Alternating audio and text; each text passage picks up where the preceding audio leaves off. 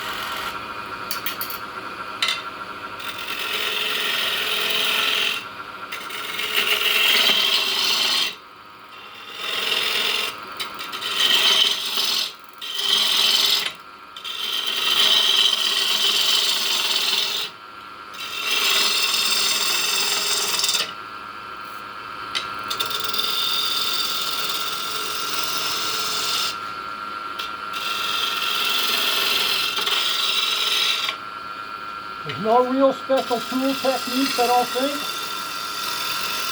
I'm just doing what works.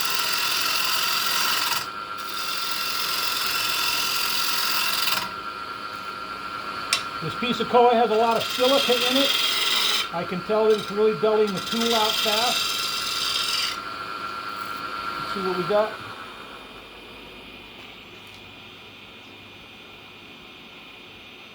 I got a little bit of a flat. I'm going to switch to the detail gouge here and clean this tenon up.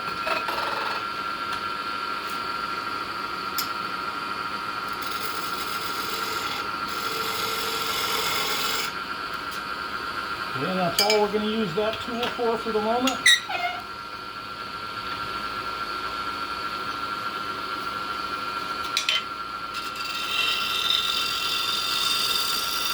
It doesn't have to be perfect because this is going to get returned after it comes out of the kiln.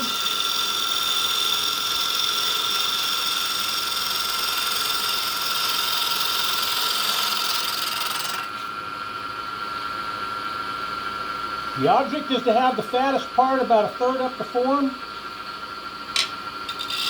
And I believe I've accomplished that.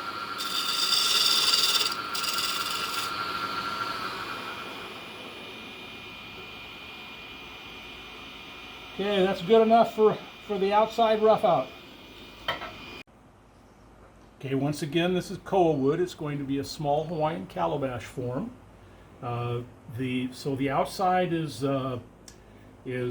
roughed out enough. I'm actually only going to coat the end grain with wax, and the next step is to put it in a chuck, clean up this surface, and hollow out the inside to 1/2 to 3/4 of an inch, and then it'll go in the kiln. Tool we're going to try and use on this is a side grain bowl. Is a 5/8 Doug Thompson bowl gouge, so it's 1/2 inch flute. And I'm going to try and do this 1/2 to 3/4 of an inch wall thickness, and then we'll coat the end grain with wax and pop it in the kiln. I'm working at about 900 RPM.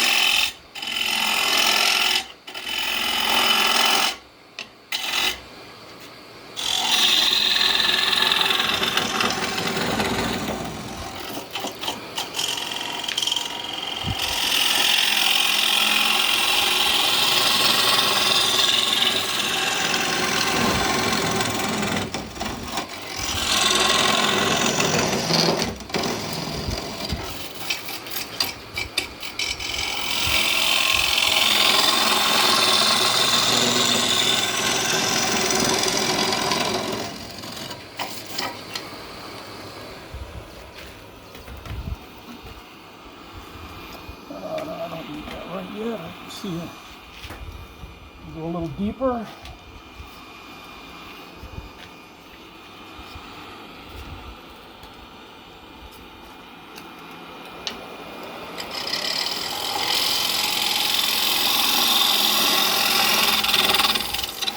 Starts to get a little dull.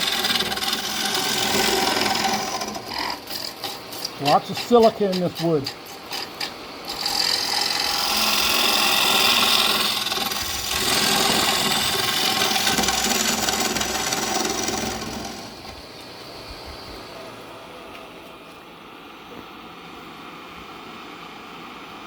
Almost. I don't need the calipers, it's shallow enough I can just use my fingers.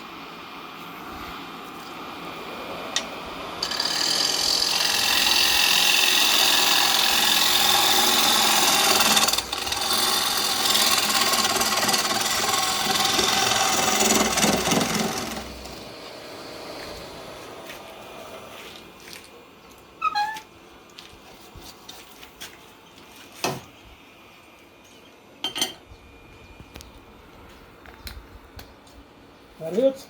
That's roughed out. I'm just going to put a little wax on the end grain here so that it doesn't split apart in the kiln. This is, there's several brands.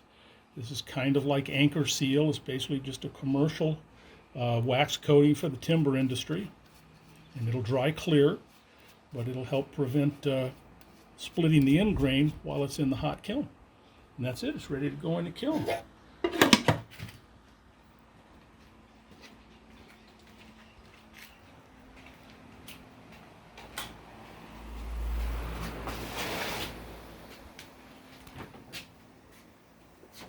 Okay, I need to make a little room up here. I want to put it in the top of the kiln first.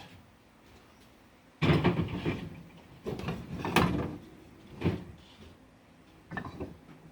that's it. Going to have some airflow around it. And it really needs a couple of days in there, and it'll be down to about 6% moisture, and it'll be ready to finish turn.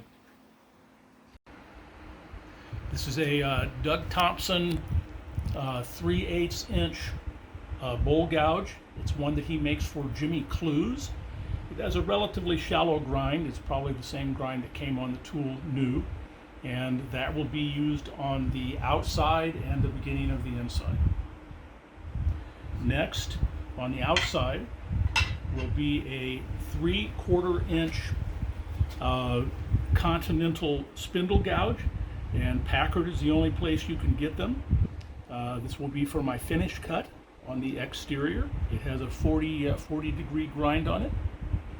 And then for the interior, I said we'd be using the Thompson. And then this opening is so small that I will switch to an old boring bar that I got from David Ellsworth many years ago, and I embedded it in a small sapling for a long handle. And I have no earthly idea how long I've owned this, but it's very serviceable. For my exterior sanding, I use 5-inch PSA disc. This is Indasa Rhino paper, and I'll stop at 320, and that's for the exterior. And the interior, I have a goblet buffer that I wrap these same PSA disc around, because this opening is really small, and this does a magnificent job. And so it'll go in here, and I just put a shaft on here, and it'll go in and it'll just do an incredible job of sanding a small inside.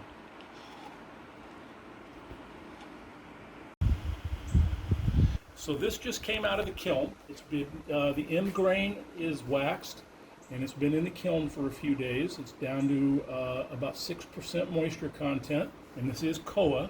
I don't know if I mentioned that. And it'll be a traditional Hawaiian calabash. I'm not sure the wall thickness, maybe a little under 1/4 of an inch, and then I'll leave it a little thicker in the base, since this is just going to have a small dimple to sit on. We're going to turn this at about 900 RPM, and you'll see me use 2 tools on the exterior. First is the Doug Thompson.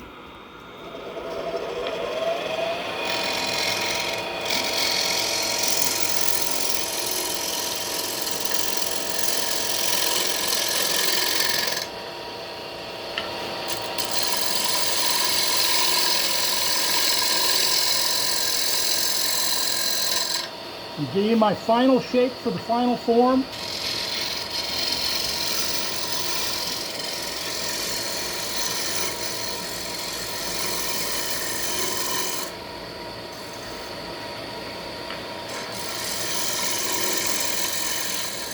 See what this looks like? It's not too bad, but I have a little bit of tear out, which we should be able to take care of with this. This is a 3/4 inch spindle gouge.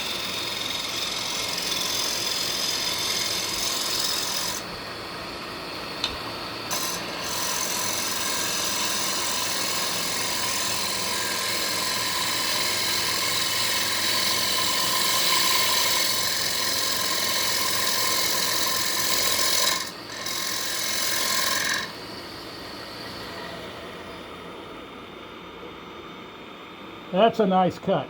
That's a pretty nice cut right there.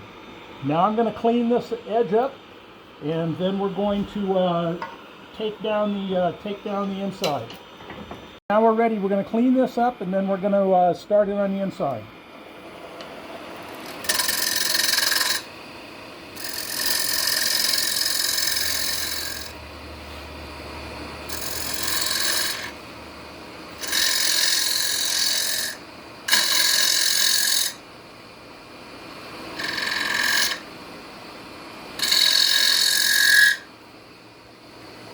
I don't like that. I'm going to use the boring bar to get in here a little bit.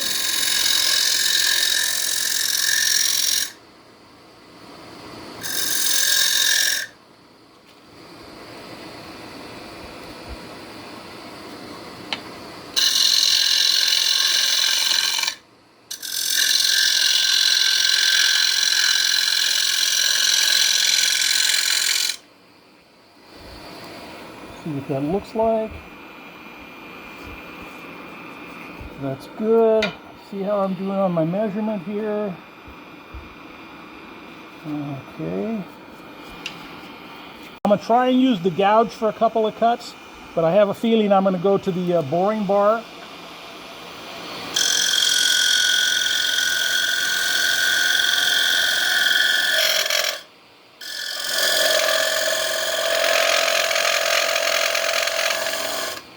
Yeah, I'm going to go to the boring bar.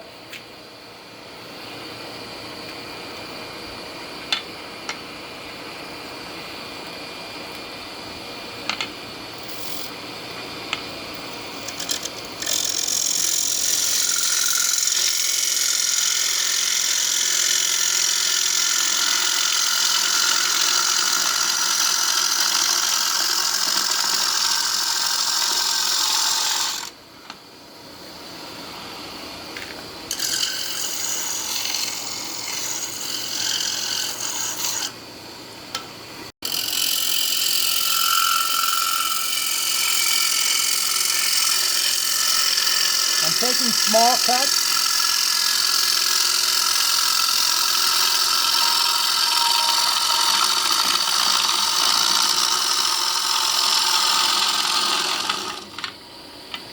This bit is 10% cobalt, made for metal spinning lathes.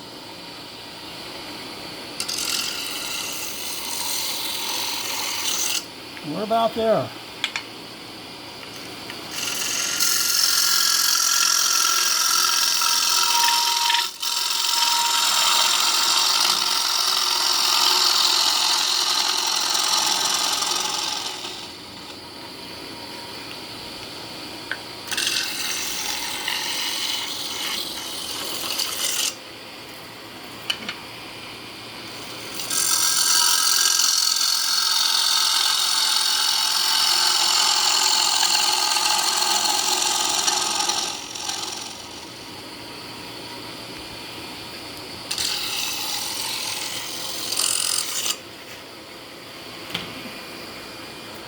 Now we're going to use a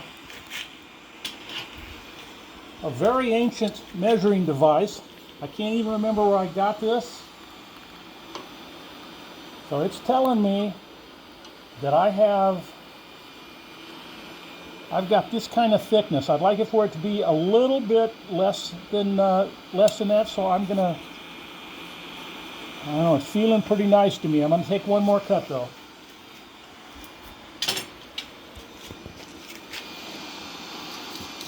We're almost ready to sand.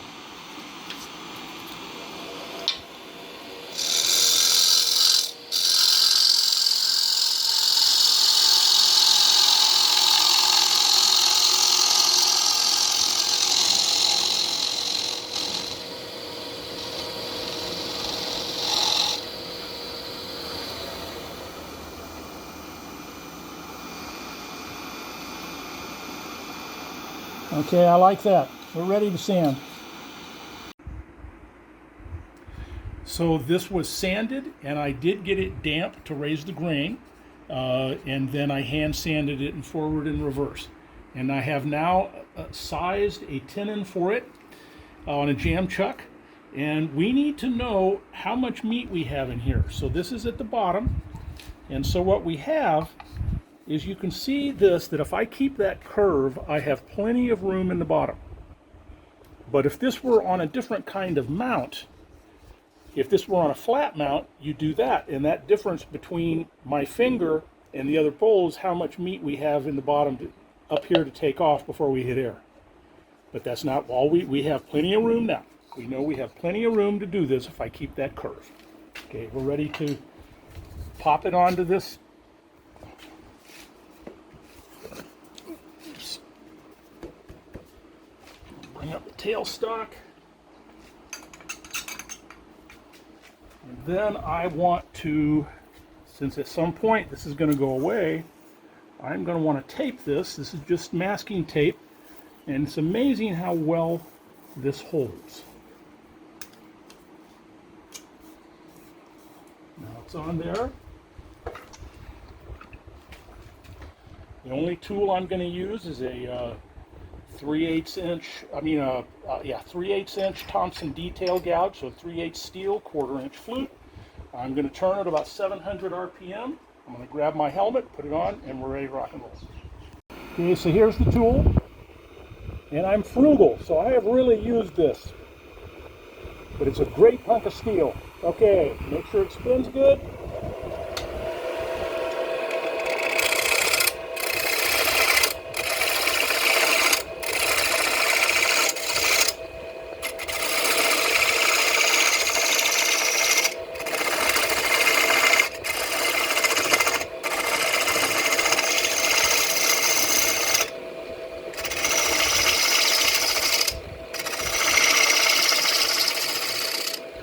Okay, there's a lot of silica in this, so that actually dulled that right out. So I've got another one. This is a lot newer.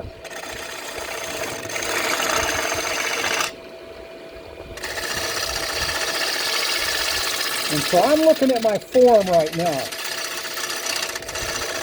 Relatively round.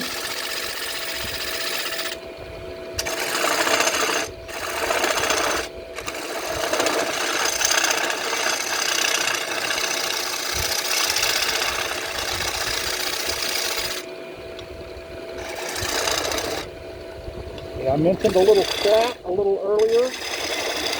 That's all we're going to have for our foot. Is just a little flat. Then I'll roll this back. And I'm going to gently take this off. Okay, it wanted to move on me a little tiny bit. I don't like that.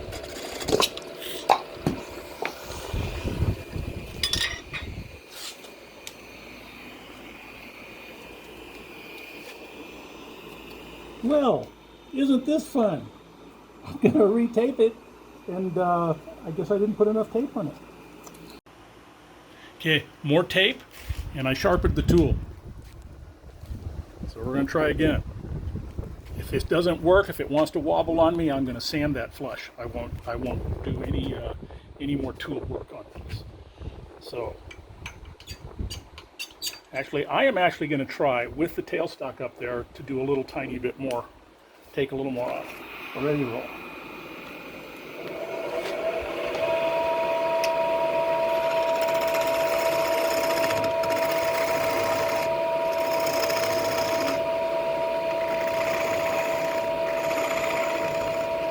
Okay.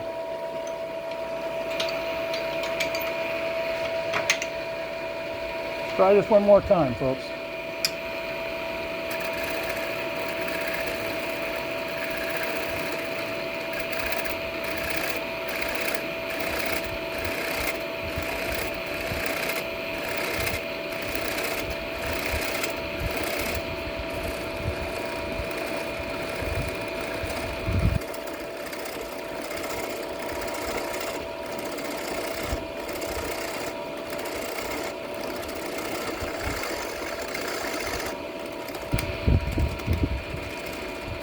Little baby cuts.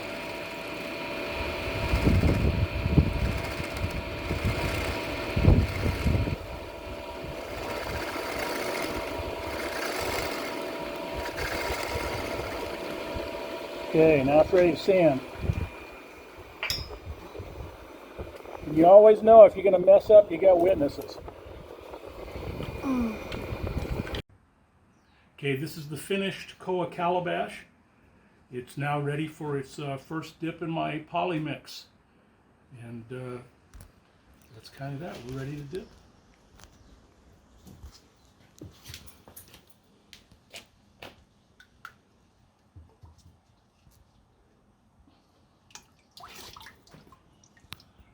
It'll sit on the drip rack for 10 minutes and I'll dry it and put it in the kiln.